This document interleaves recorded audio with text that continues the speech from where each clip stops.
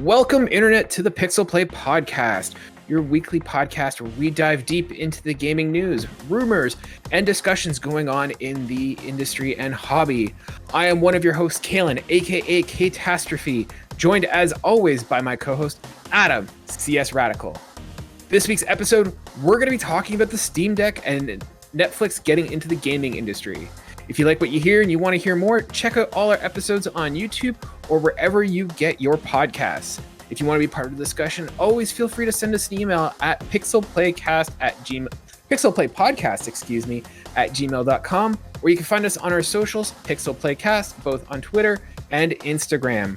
We're on YouTube, as I said, if you want to see our smiling faces. But there's a lot to get into, so Adam, let's just jump right into it. How are you doing? I'm excited. Yeah, it's a big week for gaming this week. Which is funny because there's really only one story, but that's how big the story is. We've got a couple stories to get through. There's at least two here that I see that are big stories. I'm talking there big hunking one. chunks of meat. Look, there's a lot of little pieces of spam on the table, and then there's the big ass porterhouse steak sitting in the middle. Okay, you're totally nailing it on the head. And all I just want to say is, I need to go away more often because look, I go away for 1 week and we're just getting bangers of topics to talk about. So what you're saying is every month we'll have you take a 1 week vacation and then we'll just come back in the next 3 weeks. We'll just be sailing. Sure. Yeah. Get my boss on the phone, get him to give me that approval for a week off, and let's do it. I'm totally down for that. I just get off the show. This is my show. Just let me have a week every month. Oh, this is part of the whole usurping scheme. Fair enough. Adam, we're going to obviously get into the biggest news story, which is the Steam Deck. But we also, it was a weird week because we've got some small stories that normally would take up a lot of our time or we'd at least discuss. But given the week that we had, I thought we could kind of just bang those ones out real quick. So I think first off, we just got to start with the funniest one. I sent this to you. You know that game World of Tanks? Or sorry, War Thunder. It was the War Thunder one. Basically, apparently a user has posted a classified document online relating to the Challenger 2 British tank in order to improve the accuracy of the design of the tank in the combat game War Thunder. So this is coming from a new article for us, the UK Defense Journal. And so basically, yeah, there was a gamer who was unhappy with the specifications of the Challenger 2 tank in War Thunder. And yeah, I guess he decided to leak classified documents specifying the tank. If there is ever a piece of news you can ever point to that shows how nerdy and how absolutely dedicated gamers are, it's they will go as far as to expose military secrets to make sure their game is dead on accurate, damn it. Yeah, it's honestly ridiculous if they did this. I am sure there'll be no repercussions for him. No, none at all. Sending, British tank specs to a Russian game developer. Yeah, I don't see any problems there. That's a true comrade right there. Spying has just gotten weird before. They would just do it covertly. Now they're just sending it to game developers. Why are they working? Why does the KGB even exist? Just have the gamers infiltrate all of the places of power, and you will have every secret within a year. Not only that, what you just do is you just get into game development and just make something specifically wrong, and they'll just tell you how they're wrong. I'm just telling you, we need a gamer for presidents, just so that way, every possible secret, everything that we ever needed to know out of the president book, whatever that may be, the Book of Secrets. Nicolas Cage, I think, did that in one of those National Treasure movies. Mm-hmm. We just need a gamer to get into that, so that way we can be actually they'll make some random ass Civ game or some sort of historical RTS game. They'll be actually, it wasn't this stage of events that happened. It was actually this way, and all of a sudden everything just goes downhill because he puts 2 pages too many out of the entire thing. We see how JFK actually was murdered. Get the real conspiracy theories out there, and I don't know. There's a whole bunch of different directions. But for now, I'll settle with just a really funny story about tank designs getting spoiled. So, for sure. Next one is coming from Reuters. Tencent snaps up British game developer Sumo for $1.3 billion. Boo! These guys I think are most famous right now for having made the Sackboy Big Adventure, an awesome game. Real quick, any sort of thoughts on this one? I don't know how many times this is going to have to happen until enough people start really freaking out about it, because it seems a little bit weird to me that we're like not even that we're allowing all these companies to get bought up by Chinese influence, which we know is not the most reputable right now. It's also the fact that now you know how absolutely greedy people are, that they do not care who buys them. Because like I'm trying to think of how many more companies is it going to take before enough developers go, okay, this is a little bit weird that they're literally coming in and buying everything up. But then I guess all these people see $1.3 billion, you say, that buys me a lot of shit that no one else can get. I mean, we're all just searching for that paycheck, so like you can't really hold it's it not too much fly me against into them. space for 10 minutes, Rich. Or not even fly me into space for 10 minutes. It was fly me really, really high for 10 minutes. Yeah. Yeah, for me, it sucks. I don't know where this is going to go. I know that a lot of people are upset because Tencent has a tendency of kind of microtransaction the hell out of them. And Sumo was a pretty impressive studio. I'm more surprised that neither Microsoft or Sony, like I thought Sony would have been the one that would have scooped these guys up, because there was like, they've done pretty good work. And I know that Sackboy's Big Adventure was a huge, not a huge success, but it was a really loved game by those who played it on the PlayStation 5. So yeah, once again, sucks, kind of surprised. And then Adam, did you want to talk about that EA one a little bit? I mean, look, are we really surprised by stories like this? I mean, FIFA 22, it's going to be on PC, but they decided to not give it the full upgrade that the newer consoles are getting, because in their words, they didn't want to exclude all of their PC population because some computers wouldn't be able to run it. To which I go, guys, so you're basically just giving a bullshit reason to not put any work into the PC version.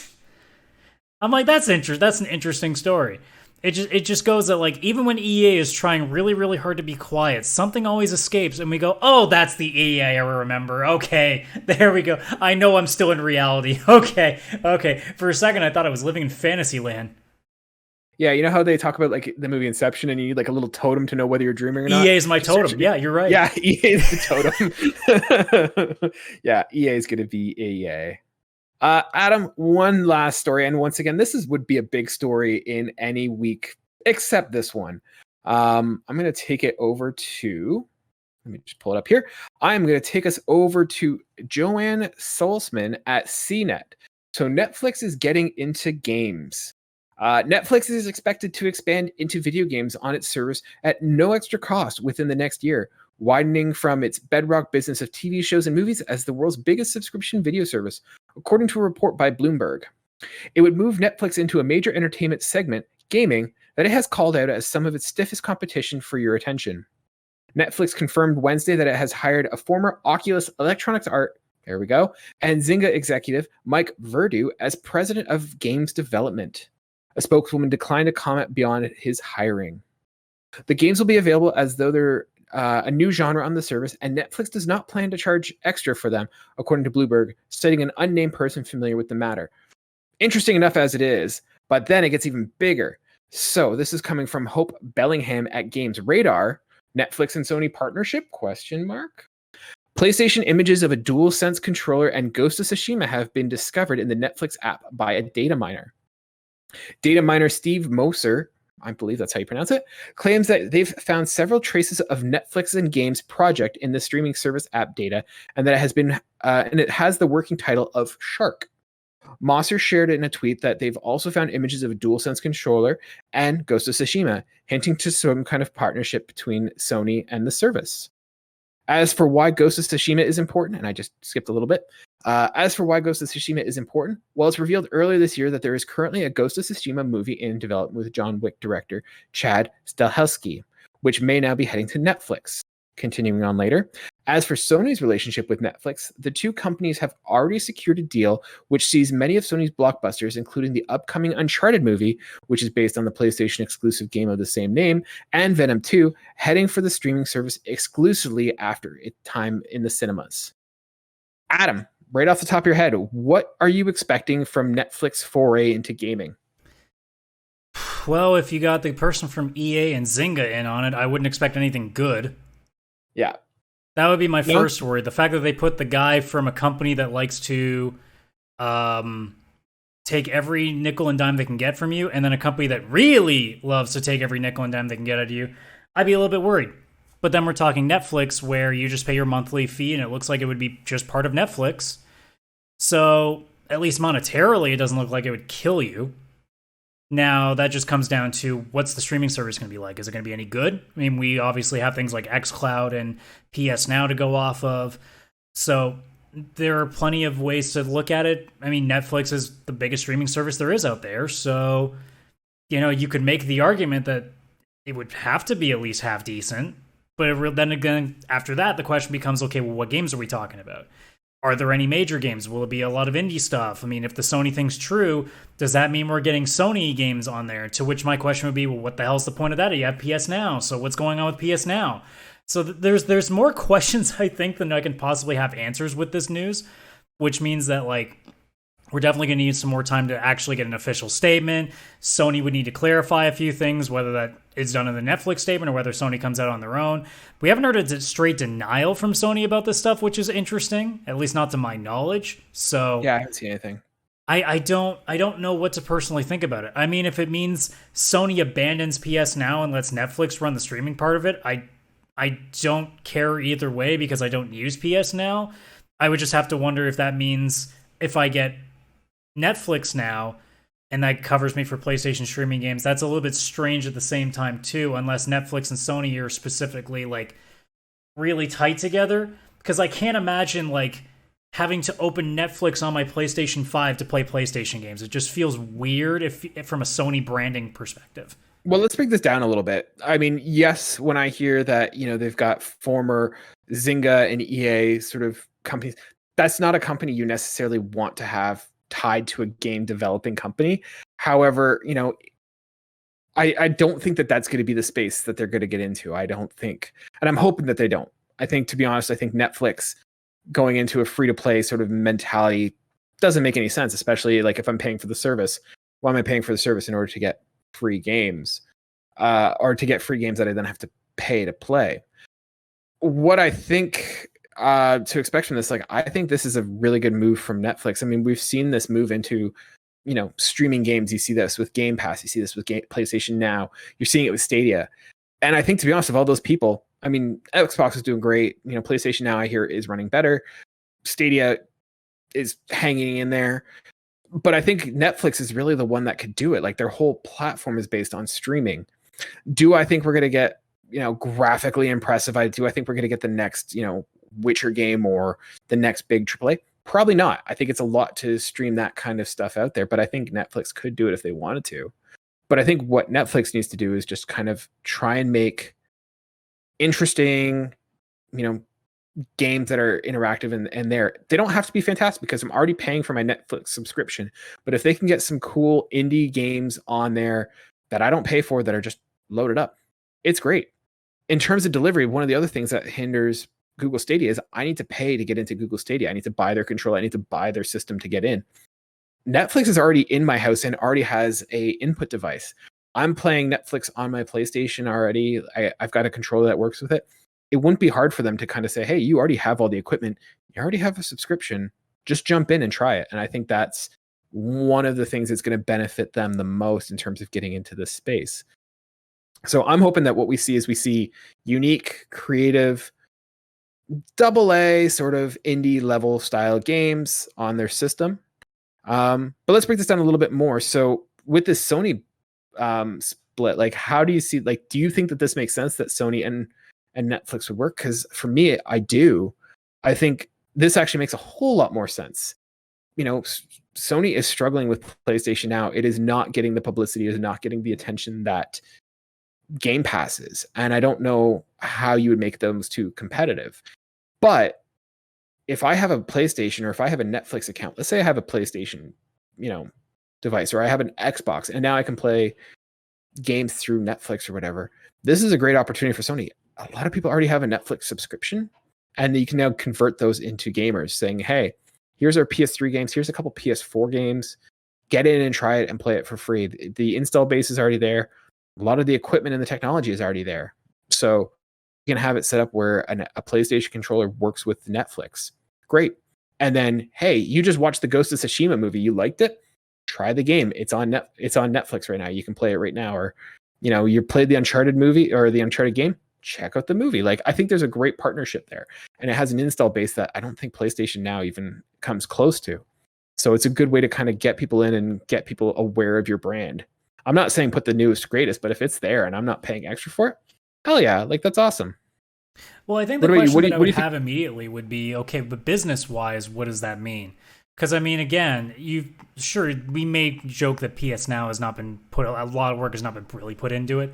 Sure, giving it to Netflix would be a smart idea because Netflix already has the streaming ready. All you got to do is just find a way to get the games on there and whatever else and test them out to see if it can handle it.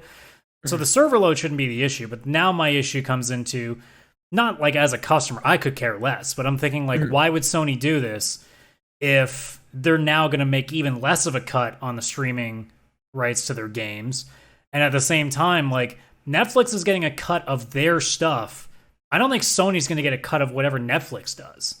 No, I think if I was... So it's a weird like deal to finagle, because if I'm Sony, I'm sitting there being like, why don't we just put a little bit more work into PS Now instead of literally giving a bunch of the money that we could be making off of the service to Netflix, who honestly doesn't need us and is just probably just taking it as just something else to stick in their library to make it seem like they keep adding. Well, I think if I was in this sort of discussion, I think the value proposition for Sony is that, one, you're benefiting from the server networks that Netflix has, and it's no longer your problem to maintain all these servers that can stream games. I don't think it's going to be one of those things where the entire PlayStation Now catalog is going to be on there. If you think of what Netflix's business model is, here is, several different shows. They're going to be on there for a couple months and then they're gone. So if Sony has a rotating library of games, here are 10 games this month that you can go in and try. And then, every month there's, 5-10 new games that are getting removed and added. It has a cycle where they can kind of bring out some IPs, bring out some games that aren't getting the attention. And then you have people who are, maybe not going to drop the money to play a PlayStation game, but now they're, getting a chance to dip their feet in at a low cost of entry. I don't imagine that PlayStation's going to do this for free though. So I think what'll happen is Netflix will sort of pay them to a certain cut, just like they do with PlayStation Plus or whatever. Hey, we're going to give you X amount of dollars to host these games for this month. And it now makes it that Netflix is a service that, is that people are going to play games, because I can't imagine that they're going to be building enough games for themselves to justify me looking to Netflix as my primary developer or my primary gaming console. But if they can say, hey, we've got all these PlayStation games, we've got maybe these Xbox games, and we also have some like Netflix original gaming things. Like, that's currently Netflix's model for movies, and I can see them doing the same thing for their gaming world. And I think that's kind of where it's going to go. They'll pay PlayStation, they'll pay Xbox, they'll pay Ubisoft or whoever to have a couple of games hosted to kind of fill their library as they slowly make more and more Netflix original games.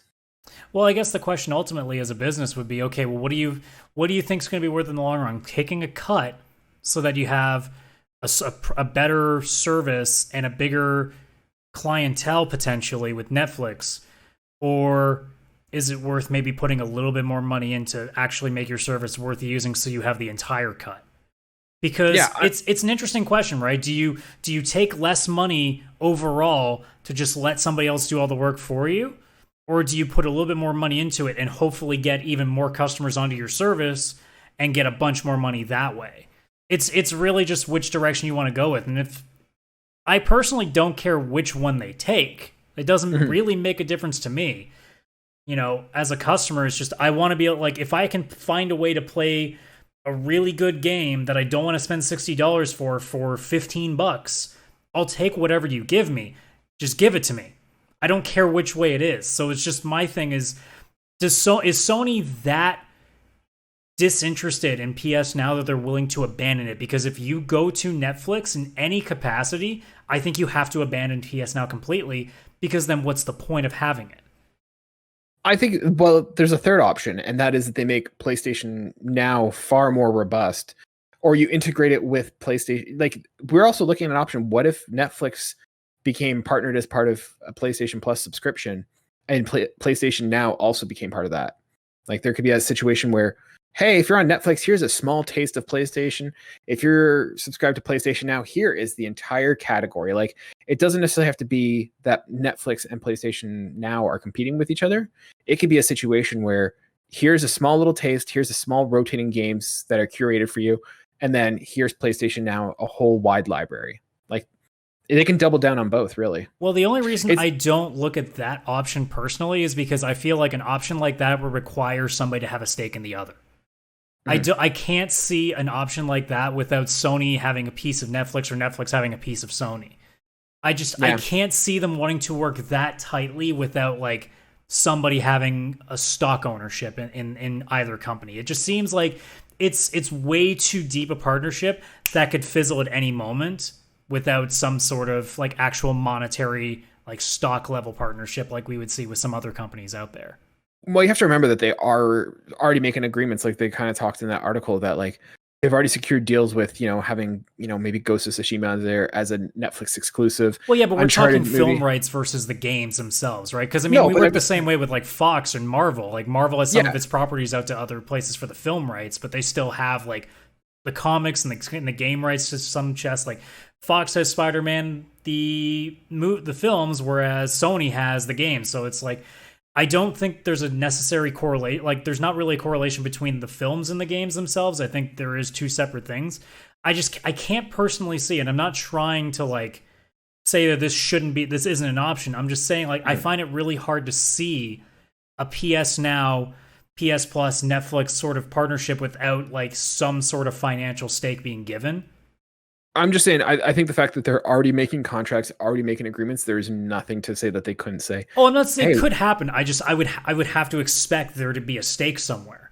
I don't think that they would make this partnership without it. It wouldn't make any sense, I think, from a business perspective, to suddenly have your brand along next side to another brand without anything apart from like essentially a paper agreement that can be just tossed any moment.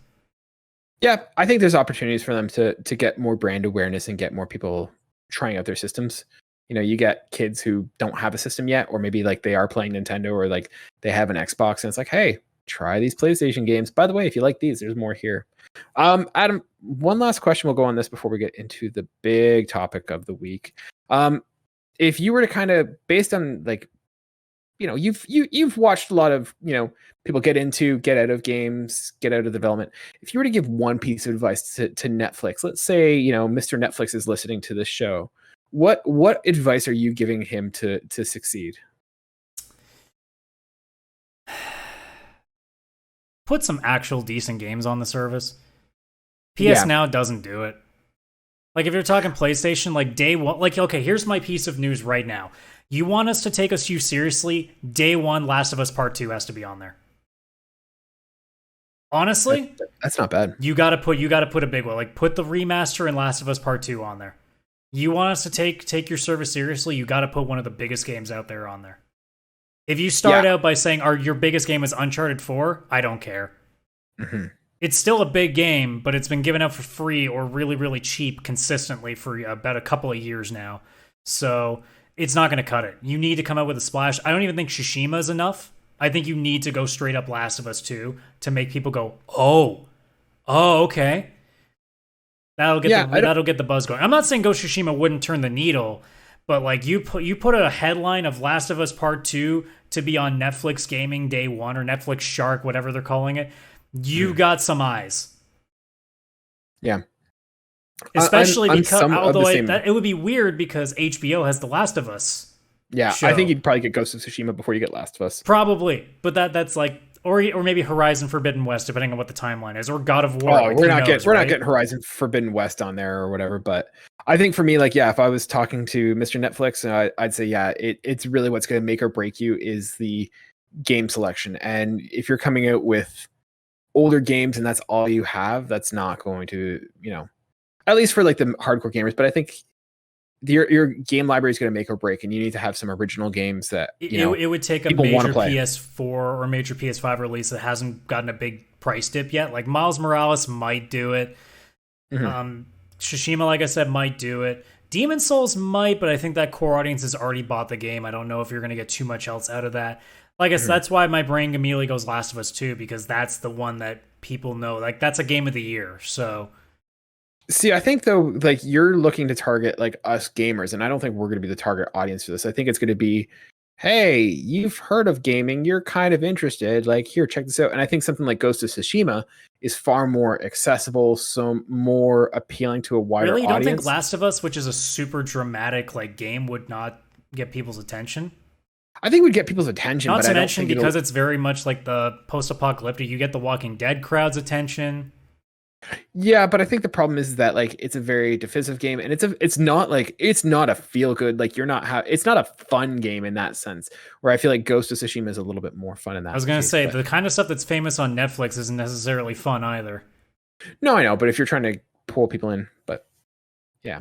So, ladies and gentlemen, if you guys are, let us know what you think. Message us on, like, reach out to us on, Twitter, Instagram. Let us know what you think, or if you're listening to us on YouTube, send a comment down below. What do you think Netflix is going to look like when it gets into the gaming sphere? What are you expecting, and are you going to try it? Let us know. Adam, let's move on to that porterhouse you were talking about. Let's move on to the steak. We've had our veggies, we've had the appetizer, we've had the salad. Let's get right into the steak. Yeah, there was that new Genshin Impact character, right? Yeah, that was the one that we're talking about. Genshin Impact character. Yeah, get excited, ladies and gentlemen. No, Adam, we are talking about the Steam Deck, the PC2, if you will, the sequel to the original console PC. So there are a ton of articles. There's a ton of information. I'm just going to go with Tom Marks at IGN. Kind of had a good overall article here. So I've cut a lot out. There's a lot to talk about. So Valve has now officially announced the Steam Deck, a handheld gaming PC arriving later this year. And I believe we talked about this a couple months ago. I think we did talk about this Steam getting into the handheld market. We may have. I've totally forgotten on that. Regardless. So Valve has officially announced the Steam Deck handheld gaming PC arriving later this year. The Steam Deck has a form factor similar to that of a slightly larger Nintendo Switch, but with the capabilities of a full gaming PC. It runs a modified version of Valve's Steam OS, complete with a new console-like interface for easy navigation of both the Steam store and your Steam library. But it also provides access to an unrestricted computer desktop where any third-party applications can be installed, including non-Steam games or launchers. In terms of hardware, the Steam Deck has a 7-inch 1280 by 800 resolution, 60Hz LCD screen, a custom AMD APU featuring a 4-core 8-thread CPU paired with 8 RDNA2 compute units for the GPU, and 60 gigabytes of LPDDR5 RAM. Practically speaking, that makes it a substantial amount stronger than the Switch, allowing it to run modern games impressively well. As a point of reference, I, Tom Marks, was able to play Jedi Fallen Order on an in-development Steam Deck at high graphical settings with little to no issues. It could even suspend running games like a console, and Valve says the intent is really to give players access to their entire Steam library on the go. Speaking of selling, the Steam Deck will be available in 3 different models. Importantly, however, the only major difference between them will be storage size and speed, with their graphical capabilities otherwise identical. The base version will cost $399 and have a 64 gig storage, followed by a $529 model with 256 gigs, and finally a $649 version that has half a terabyte and an anti-glare edged glass screen treatment. The latter 2 Steam Decks will also have faster NVMe SSDs, and all 3 will allow you to install and play games off of micro SD card to expand storage capabilities further. Going to go into another article here. No, we're going to leave it there for now. Adam, did I miss anything? Is there anything you want to add before we jump in? I mean, for the time being, I'll let you talk about the next article when we want to move on, because I mean, this is a pretty extensive conversation. But I mean, as it stands right now, I mean, there's no sugarcoating it. We're having Steam handheld. Yeah. You're getting like, PC games on the road. That's a huge deal, no matter how you slice it. So let's actually hold off on the second article, and let's just do initial first reactions. What is your initial reaction or initial thoughts about the Steam Deck? I love it, but I can't stomach the price tag. That's the biggest thing for me, right? So I mean, US it doesn't sound too bad, but when you turn to Canadian prices, it's pretty insane. So it's $4.99 Canadian for just the basic version, which is a 64 gigabyte eMMC, basically a flash SD, essentially. Mm-hmm. Then you go all the way up to $659 for the 250 gigs SSD, and then $819 for the 512 gigabyte. Now, here's an interesting comparison because a lot of people are comparing the Steam Deck to being around like just a little bit stronger than a PS4 or an Xbox One. So the PS4 currently with a 1 terabyte hard drive is $379.99. So when you really think about it, you're getting a terabyte console for $380 Canadian, and then for $500 Canadian, you're getting a handheld with a 64 gigabyte drive. I mean, I'll play devil's advocate though, and it's not like SD cards are not expensive to buy anymore. Like, it's not hard to upgrade this to a higher capacity. Well, the ultimate question though is what's the upgradability of this thing going to be? Because my brain goes, sure, I could get an SD card, but it's not going to give me the speed that an SSD is. And, for sure. And from what 100%. I've seen is that you can put SSDs into the cheap version, but it's not an end user replacement recommendation. Like, it's something you'd have to get done by a professional. Now, I would hold off and see what modders do with it, because I'm sure unless it's like really taking this apart and soldering and shit, I think it should be doable for a lot of people. But then again, I haven't seen the insides of it yet, so who knows? It may be a lot harder than I think it is. But that's the big thing for me is like, I can get a console that's almost the exact same level with 10 times the space for less money. Actually, the PS4 Pro is only $30 more expensive than the Steam Deck at its base model.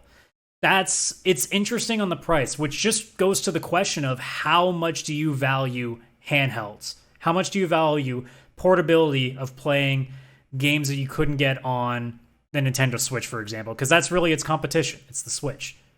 Yeah, I think my initial reaction is like, I am super excited about the possibilities that this thing presents, but I have a lot of questions and I'm hesitant to be. This is not something, and I mean, I'm probably not the target audience. I'm not a PC gamer, but I am not 100% sold on this yet. Like, I think it's a cool concept. I think if it works, I'm rooting for this, but I am skeptical. My initial thought is, yeah, it is expensive, and like, it's playing games like Jedi Fallen Order and stuff, which is great that it can play it so well.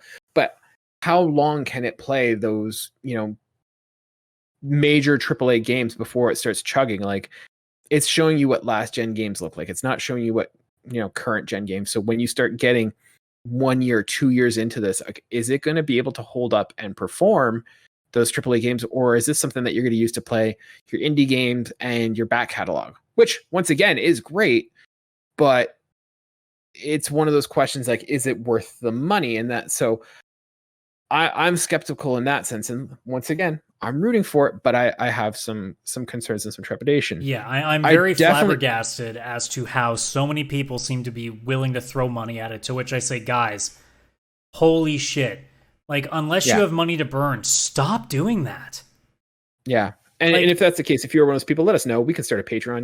We'll take your money. Please donate some of that money to me too, because Lord knows I could use one. I can buy a Steam Deck, give you a full review of it on this channel. I can do that stuff. Yeah, Steam or Val, if you're listening, send it over. We'll give you a review as well. Like, I just, my brain can't comprehend wanting to spend $800 so I can play XCOM, Witcher Portal 3 on a handheld. I can't understand it. When I just paid less, like $200 less than that for this PS5 that is 5 times stronger than this thing. My brain just does not work with that. I understand the hype. I know there's the PC Master Race audience that likes to flaunt their dicks everywhere. But here's the thing. Let me get in right there at that point. This is one of the things that people always talk about with, PC is that, you get so much better like experience. You're getting stronger. You're getting faster, better graphics, stronger loads, it plays better. You're now losing that argument with the handheld aspect, right? Yeah, it's now literally just going to downgrade everything just to make it work. It's going to downgrade to the level of PS4, which, PC Master Race was always like, you guys like, playing your 1080p HDR, you guys are living in the past. I think it's 1280 by 800 is like the max settings they're doing for most of these. So yeah, and that's like, I know that it's a handheld, so you are taking that hit, but like, you're not getting that PC Master Race glory that I don't think you're going to see 120 frames games on this thing. No, you're going to be lucky if most of them see 60. Well, it's running a 60 hertz screen, so like, you're not going to get like a huge speed there. The other thing though is that this raises the question for me. Like, once again, I tried the whole gaming thing, but like there's a lot of compatibility issues, and like the question is, are you going to have these game developers now optimize a PC game so that it runs on the handheld and on those specs as well? So like, who's going to handle that in terms of compatibility and making it work? Like, unless it's streaming it directly from Steam as a Steam launcher, and like it doesn't have to worry about drivers and all that crap. Like, I know there's going to be a lot of emulation work on the side of it too, because I mean the amount of things that this thing is capable of. You can install Windows on this bloody thing if you want. So that's what I mean too. Is like I would love to sit back and watch for the next 12 months after this thing gets put into the hands of people what modders can do with this thing. That's the intrigue to me, because like the question, like a lot of people are saying, well, what can we play on it? The list of things that you could potentially play on this thing is insane. Theoretically, could you play like PlayStation Now or Xbox Game Pass? Do you know? That I do not know, but people have said straight up, like, this is the list that I have seen. So this is all, so 56,000 plus Steam games. So their plan is to get basically all of their Steam games running on it at launch. Thousands of games from other launchers like Origin, Uplay, Good Old Games, Epic Game Store, all that. 400 plus thousand games on itch.io, 100 plus thousand indie games on GameJolt, thousands upon hundreds of thousands of other games on other websites, because if you can just put a browser in there, no problem playing that. That includes Flash games, Google Play games from like Android devices and stuff, DOS games, PS2, Wii U, Nintendo. Like, well, that's when you get into all the emulation stuff. You can have a literal, like, let's say the default model, because 64 gigs is quite a lot when we're talking old school games. You can literally, for $500, have every Super Nintendo, Game Boy Advance, Sega Genesis, N64, PlayStation. Like, you could have like massive libraries of old school games at your fingertips, which is crazy to think about. Yeah, and I mean at that point, if you're looking at this as like just a general gaming system, like maybe it is appealing. I mean, $500 for a handheld emulation station is pretty crazy. It's still a high price tag, but to say that you could play like Final Fantasy X and then flip over to Super Mario Brothers 3 and then flip to Sonic the Hedgehog like 3 and then move on to Killer Instinct and like go back and like just like that at the drop of a hat, like that's a really intriguing thing. In the same way that like you see consoles like the Retron 5, which is like $400 for a console that has 5 cartridge slots in its machine that you can play different games on. So and now you're getting that in a much more not the best looking handheld I've ever seen. It looks like a 2021 Game Gear, but you know what it reminds me of? And I mean, I know I'm not 100% accurate, but for me when I looked at it, I'm like, this looks like like the Game Gear and like the Wii U like combined, and neither of those were like, oh, that's fantastic. I mean, again, you know, you're getting, if you can play games like Fallen Order as a handheld, I mean, you kind of take what you can get at that point, because 100%. If like, somebody told you 2 months ago that you would be able to have the chance to buy something that could play like PS4 like level like PC games on your handheld, and people will be like, get the fuck out of here, that's not happening. Like, it's gonna be some dipshit company that's gonna come out with like this weird emulation thing that they've come out with. It's gonna be like $1,000 and no one's gonna buy it. It's gonna be some weird Kickstarter project, and then Valve is the one that comes out with it. Yeah, it's an insane proposition when you think about it, and now that we're seeing it in person, it's like we're both in agreement here. The idea as it stands looks like it has the highest ceiling I think I've ever seen in gaming ever. But has also a massive, massive floor that it could fall through. This thing is either going to be the next big thing, or it is going to crash. And this is either going to change. Well, actually, it'll probably change the industry no matter what happens. It's just a matter of if it'll be for the good or for the worst. Yeah, and I'm going to throw this out here. If you're listening to this, like, one question I just want to throw, and I'm not the person to know about this, so don't come at me. But just like let me know, like, why would I get this over like a gaming laptop? And I know everyone's always like, gaming laptops suck, blah, blah, blah. But I mean, you can have the same sort of features with a gaming laptop. And, you know, people say, oh, it's the battery life. But this thing, you know, advertises a 2 to 8 hour battery life, which is not super fantastic. And if you're running a game, is pretty much in line with what a gaming laptop can do. I'm So gonna like if you're listening curiously to go on Best Buy right now here in Canada and see what like $800 can get you for a gaming laptop. I'm very curious right now to see what I can pull off with that. no, but I'm just saying, like, if you do want to have that ability that you can play powerful games, why not spend the extra money and go for a gaming laptop? So, anyways, the one thing I'm going to bring up here, and the concern I have is like this looks great, but we've heard awesome things come out of out of Valve before that have kind of fallen flat. So, like, particularly, like, do you think that this is going to be like the next Steambox? Because I remember when Steambox was coming out, people were pumped, people were excited, and then that kind of fell flat. And I know this one is being made by Valve, which is a huge difference from what the Steambox was, because I don't think Valve even made a version. It was just kind of like, we're gonna brand it, like we're gonna get everyone else to make it. We're gonna get, yeah. So the reason why I ask is just because this is coming from Dave James at PC Gamer. More companies making Steam Decks. Valve wants Steam Deck to be the starting point for a whole new handheld PC ecosystem. That means he hopes that other PC manufacturers are going to get on board the Deck train and release their own versions of the handheld PC, likely hoping they're running the bespoke mobile version of the Steam OS Valve has created for it. And this to me is a red flag. Like the fact that Valve and you know, the fact that they're trying to say like, hey, we want other people to make this, like that's a warning sign for me. Like, no, you don't want to do that, because that brings me right back to Steambox territory. And then you're just going to have different manufacturers with different specifications, and now you're going to have a system where game developers are going to have to kind of, you know, make sure that it works and adapt and has like is compatible with a whole bunch of different systems. And to me, that's a bad idea. What do you think, Adam? Is this like, what do you think the chances of this being the next Steambox? And do you think it's a good idea to kind of encourage other PC manufacturers to get into this handheld market? So before I answer that, I'll quickly just pop up with the Best Buy thing. So I found, without counting open boxes or refurbished laptops, that's fair. $80, like $6 or $70 more. Sorry, you get a laptop i5 9300H core, 1 terabyte hard drive, 8 gigabytes of RAM with a GTX 1650. Not bad. And I mean, for another $100, you can, or even less than $100, you can put an SSD in there. So realistically, you're getting a pretty good system for a little bit more than the Steam Deck that's 512 gigabytes. So it really is just going to come down to how much you value the portability with the price. Like that's going to be the biggest factor in it. I'm not trying to like dissuade or trying to say like this is the same thing, but if you're listening, like let me know. I'm more telling everybody to kind of just take a step back, because you should probably wait and see what people can do with it first to see if you can maybe get a better deal. Because let's say hypothetically, you can easily put in an SSD yourself, like as long as you have some shred of like knowledge about PC parts, you can get the $500 model and put in a terabyte NVMe SSD for only $150 more. Because the SSD that's in my computer right now costs me $150.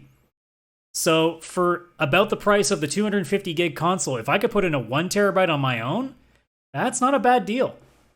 So that's why I would say like just take a step back. But to answer your question about, actually, can you quickly re-ask the question, just because so I don't like say the wrong words here? Yeah, so we were just talking about the idea. I was talking about how Valve wants. Sorry, you're talking about the Steambox thing. See, it just took a second to come back. Other manufacturers, like, should they be encouraging other manufacturers to get into the handheld PC, the PC2 market? See, this is the problem with my brain. If I ramble off for more than 2 minutes, I forget for about 10 seconds until brain catches right back and be like, oh yeah, that's where we were. I don't know if this is the same situation as the Steambox, because Valve in that case really didn't want to put any effort into making one themselves. Based on the fact that how fast it's sold out, the Steam Deck, I could see them really pushing to keep doing this. So perhaps them saying we would love more people to do it is more them saying, hey, we're challenging the industry to do better than us, so that way we can make something even bigger. That might be an interesting way of looking at it.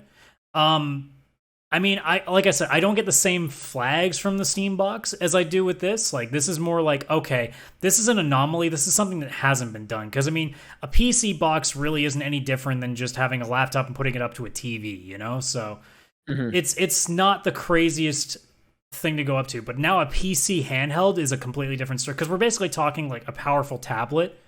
And a tablet certainly isn't going to be able to do what this thing does. So no, not at all. I see where you're getting at. I don't know if this situation is close to being the same, unless like Valve just straight up takes themselves out of the market again. But given how fast and how major the buzz has been for that, like it seems to me, and you can maybe feel a little bit differently than I do, but because of what's gone with the Alex VR game and them putting their it feels like they're dipping back into the industry instead of just having a storefront. So I wonder if like this is actually them taking a real stab at getting back in the thick of things again, which means they would have a lot more focus in it. Which means if they said to somebody, "Hey, we'd be happy if you guys try to do this too," I don't think it's necessarily a, "Hey, can you take this off our hands?" I think that this is, "Hey, we see a market out there. Competition is going to make this bigger because that means people will find ways to make parts cheaper. They'll make ways to find better innovations so that we can make this even better for this thing and actually turn handheld gaming into this much bigger market, kind of similar to what Japan does with their mobile market." Yeah, I wonder. Sorry, I didn't mean to cut you off there. I think Steam sees a very interesting potential, maybe with a mobile market, just not necessarily with cell phones, because that's already basically taken away from you with Google and Apple. Oh yeah, I think that market's pretty much covered at this point. So now they're maybe trying to cut their own market, because Switch really is the only competitor in that market. And no offense to Nintendo, but Nintendo Switch is Nintendo games and a handheld, or sorry, not a handheld, a handful of indie games and a couple of AAA games that barely make it work on there. So Adam, don't give away the show. That's the next question. Yeah, no, for me, I think it's just I worry about the optimization of having several different systems with different specifications and different things to work on, and just are the developers going to put that much effort into it? I mean, especially because they're find a way to have a cheaper version of it, it's an up for us. Like it's a big plus for us if we can find ways around that too. That's true. It's just like it's going to be a lot of work for developers at no additional return, because like if you buy it once on Steam, you have access on the Steam Deck. But Adam, you kind of alluded to it. How much is Nintendo shitting its pants right now? Here's the thing, and I'll probably on my own channel at some point do a big deep dive, and that's a major part of it too. I don't think Nintendo gives a shit, to be honest. No? I don't think that makes a difference to Nintendo, because Nintendo has their core that just doesn't seem to want to leave. But should Nintendo care? Let me ask you that. Should Nintendo care? Should they? Maybe. I wouldn't say an automatic yes, because I think most of the games that are going to be a big seller for the Steam Deck aren't going to be on Nintendo consoles anyway. So unless they decide to make a foray into having a much stronger console that can handle those games, I don't know if it necessarily makes them worry, because I think that at least at this point, maybe 5 years down the line it's different, but I see no evidence to show that Nintendo is still not going to do exactly what they do, which is sell a shit ton of units and people spend the next 24 months waiting for the next big game. Yeah, I mean, I keep alluding to this, but I think Nintendo is worried about this, and I think the Switch was in a very neat market in that they were the only ones that did portable gaming, and I think a lot of people got the Switch as like sort of their indie machine. That's where they got their indies, so they can play them on the go. And every once in a while, Nintendo sprinkled one of their big, AAA tentpole games. But those tentpole games are getting fewer and fewer apart, and they're not as like Skyward Sword. When did that come out? Like I think it came out this week. And like I haven't heard anything about it. I think it came out last Friday. And have you heard anything about this? Nope. So like my thought is that the Nintendo Switch. When did this come out?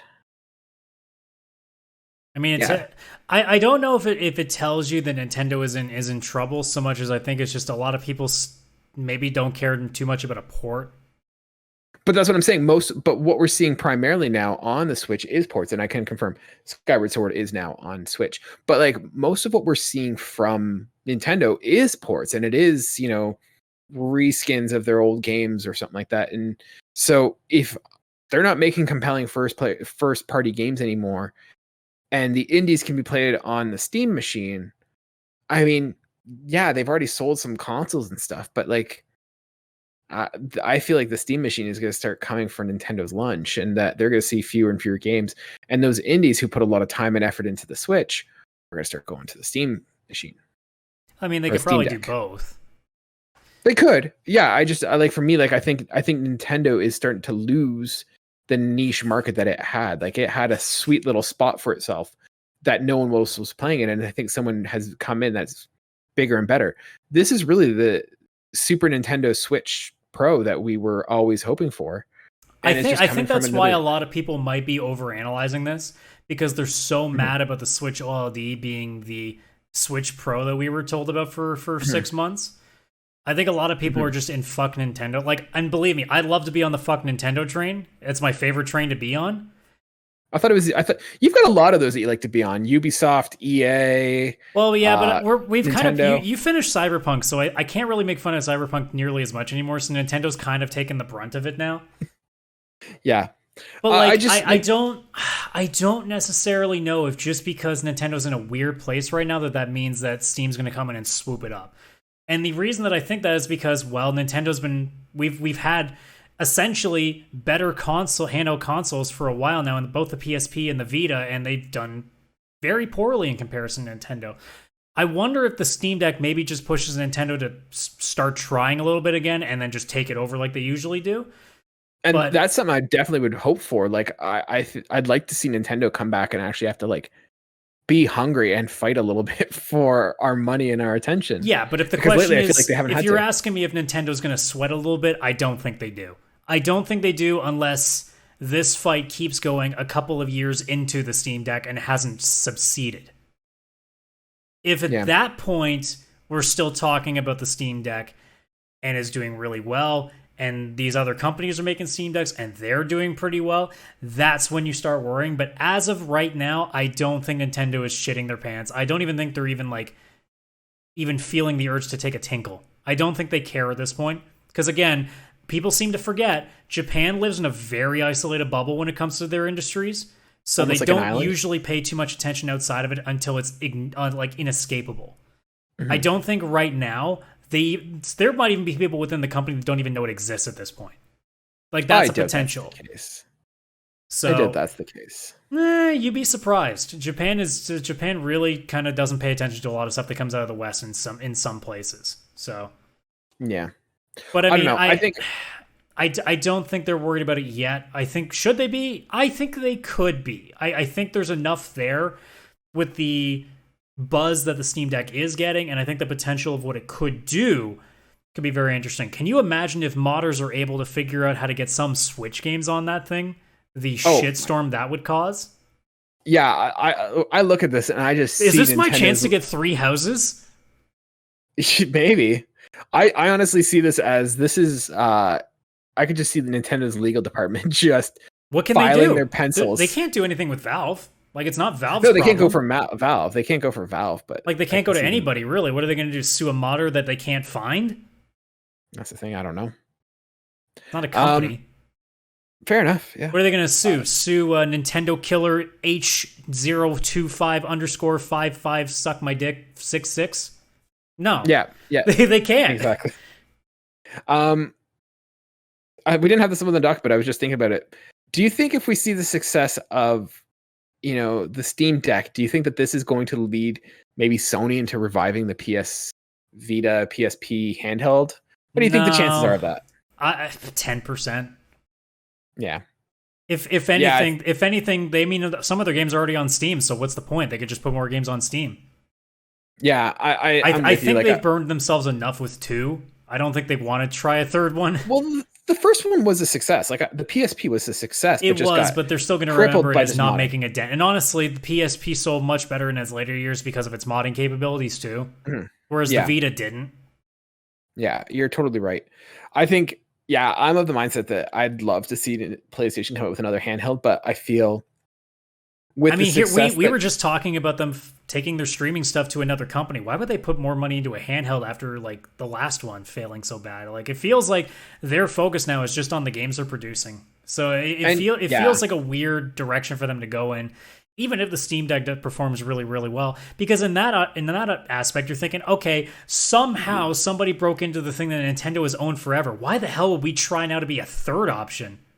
Yeah, I think with the success that we've seen with the Switch for the past few years, that at this point Sony would already be kind of hinting, or we'd hear rumors of a new handheld market. The only way I could see it working is if they have like some cheap $250 like tablet-like thing that you can just stream PlayStation games on. That's probably the best option you could look for of a PlayStation branded handheld. You would not see like a PS4 handheld level thing like we are with the Steam Deck. No chance. Here's what happens. Valve is trying to get other manufacturers to make Steam Decks. Sony comes out with the PlayStation Deck. Play your Valve games and get PlayStation exclusives.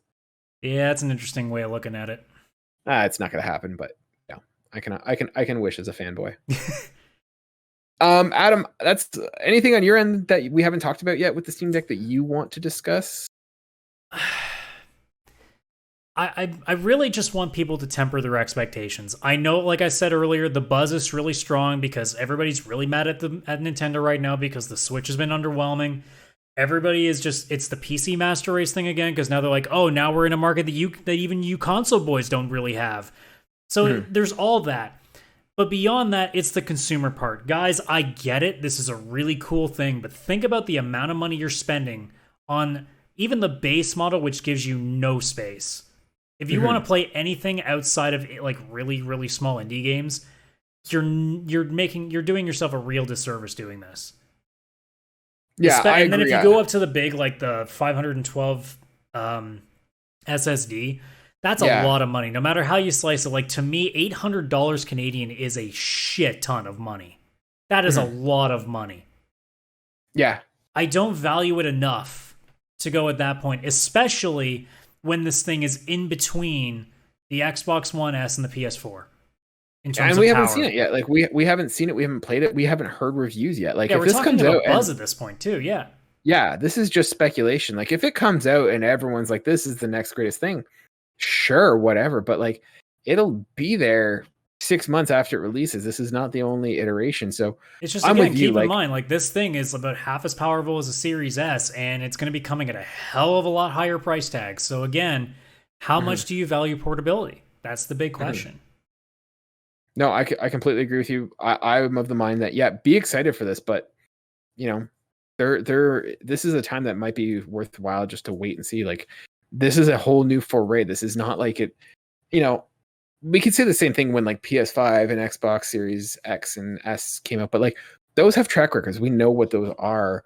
This is a whole new thing, a whole new foray, and there is justification for being cautious and to kind of wait and see where this lands. So, but given how all the excitement, we're totally gonna get roasted on this online for our opinions. Well, yeah, because we're just a bunch of dumb console gamers. Yeah, console peasants. So, but ladies and gentlemen, what is your excitement for the Steam Deck? Did you order one? Are you kind of excited for one? Or are you kind of with us and tempering your expectations? What do you think? How is the Steam Deck going to be remembered? Let us know in the comments. Once again, reach out to us on social. Let us know your thoughts. We're eager to see what you think. If you want to send us an email with your thoughts too, we'll happily read them on the next episode. Yeah, Adam, is there anything else we need to talk about? I feel like we kind of got through everything. We got through our 72-ounce steak. We got the free meal. We got the t-shirt. Is there anything else we need to go over? I don't know. I couldn't think of anything that could be a good dessert for us. So I guess we're too full. We're just gonna have to skip dessert on this one. We're going to leave it there, ladies and gentlemen. That is our show. Thank you so much for joining us. If you are new to us, if this is your first time, we hope it was good for you. If you're a regular, thank you so much for sticking with us. We really appreciate it. We see you guys, watching us regularly, reaching out to us, connecting. We appreciate it. We do this for you guys. If you guys want to be in touch, if you want to be part of the show, email us at pixelplaypodcast@gmail.com. Reach out to us at Pixel Playcast on our socials. We're happy to interact with you guys there. Leave comments in the comments. Adam and I try and respond to everybody who leaves a comment. So let us know what you think and where you land. And yeah, we post everywhere you get your podcasts every Wednesday at noon. And then we break out episodes on YouTube every day for the next 3-4 days, depending on the topics. This week might be a little bit slower. But yeah, thank you so much, guys. And we will see you guys next week. Bye for now.